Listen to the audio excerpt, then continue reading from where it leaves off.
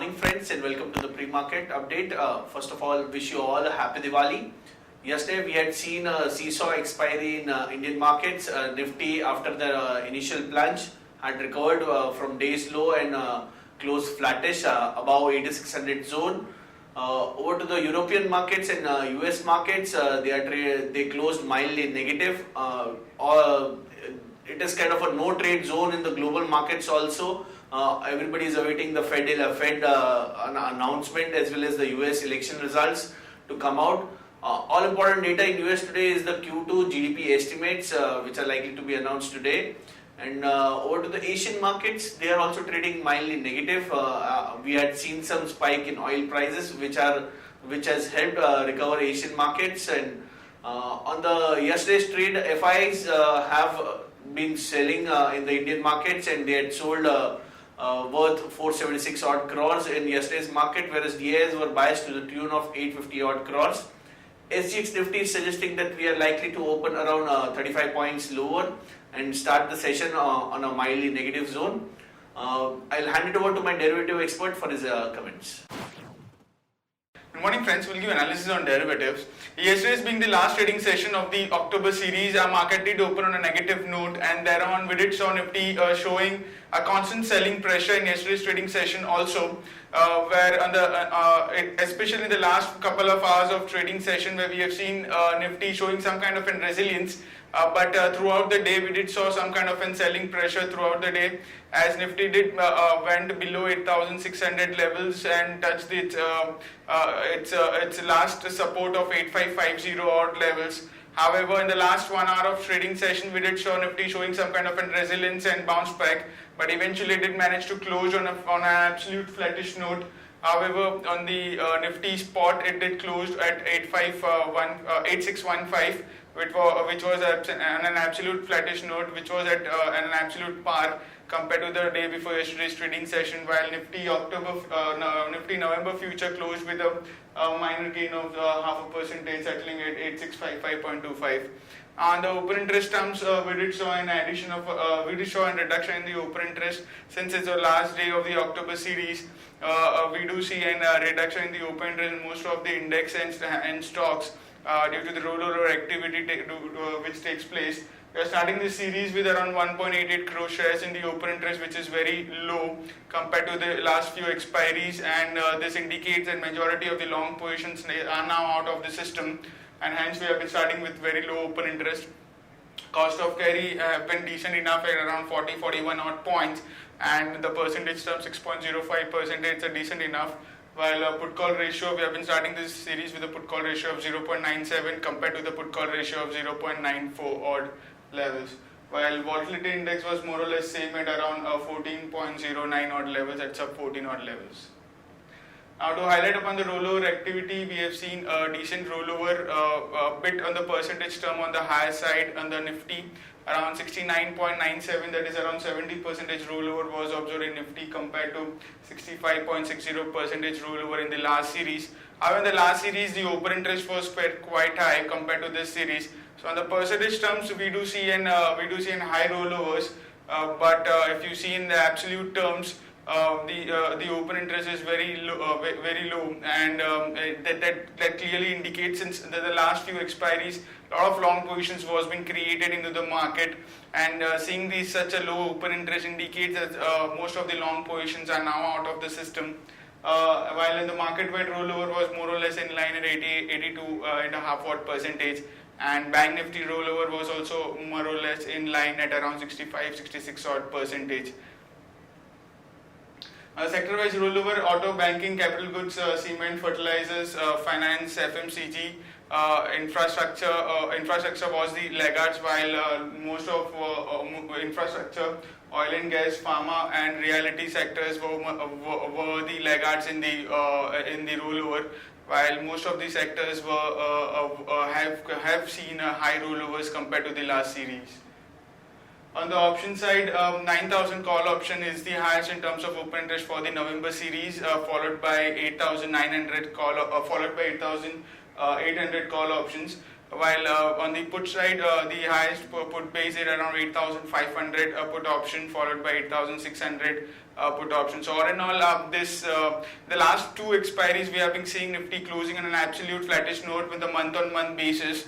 And today, and this expiry, the range is also more or less same which we have been getting in the last two expiries. The lowest are at 8,500 and highest are at 9,000. So anyway, the range gets broken since the last two expiries. Now market is taking support and resistance in both this level. But anyways, any side the range has been broken, we might say market in that direction for the next few trading sessions. So watch out for this broader range of 8,500 and 9,000 for this series.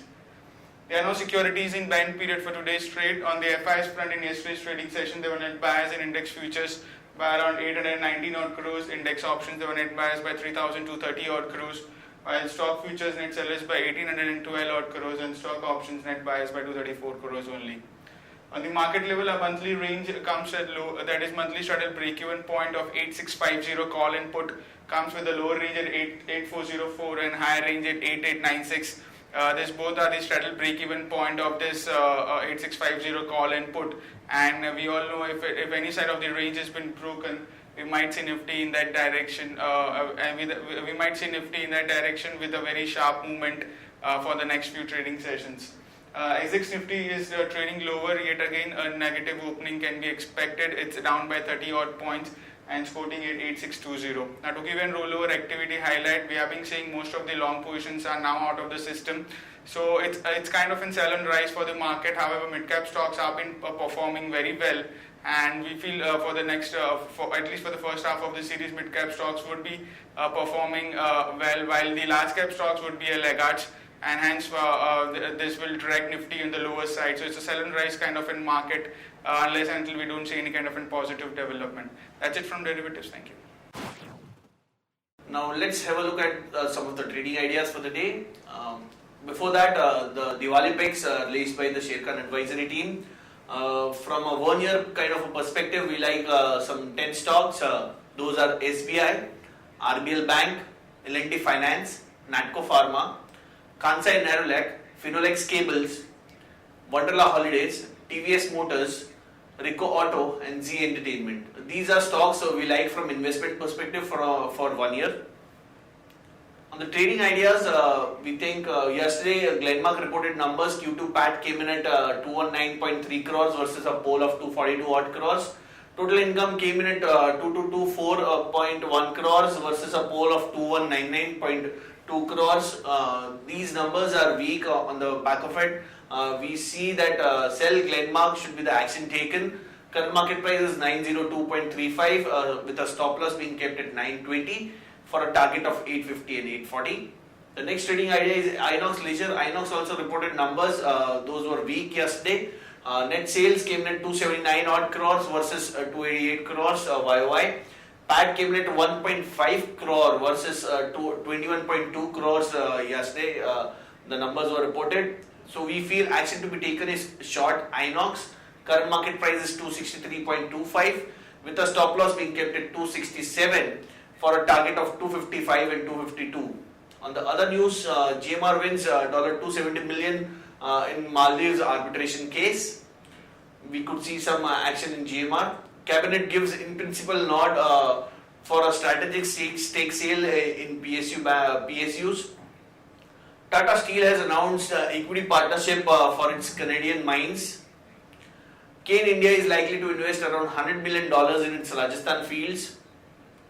TVS Motors is looking to launch its two-wheeler on the BMW based platform. We have seen over 1300 FPIs have registered with SEBI in this last month, August. Hero MotoCorp is likely to invest around 205 crores for up to 30% stake in Ether Energy. Sun Pharma to acquire Ocular Technologies. Dr. Reddy's FIPB has approved its FDI proposal. And MOIL has signed a MOU with MP government for mine exploration activities. On the results update, we had quite a few numbers. We have picked out few. JSW Steel Q2 consolidated PAT came in at 726 odd crores versus 556 crores. So good set of numbers. Tech Mahindra came out with numbers. Numbers were weak. 643 odd crores profit versus poll of 697 crores. Jubilant Life Sciences also, Jubilant Life announced numbers. Q2 PAT came in at 144.8 crores, which was up 15%.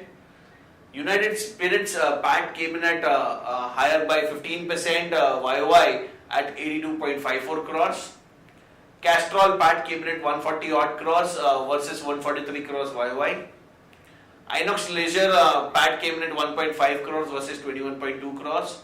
And Bajaj Finance numbers reported were 576 odd crores Q2 profit versus 441 odd crores. So that could be in action today. On the results to be announced today, we have Marico, Eicher Motors, UPL, Kansai Nerolac, Bajaj Auto and IDFC. Other important results are Vedanta, Nestle, Spark, Colgate, Dish TV, GIC Housing, Century Textiles and Kansai Nerolac. On the watch list front, stocks with positive bias are CanBank, C8 Limited and Divi's Lab. On the stocks with a negative bias, we feel Aditya Birla Nuvo could be under pressure. That's it friends from all of us. Thanks and have a nice trading session.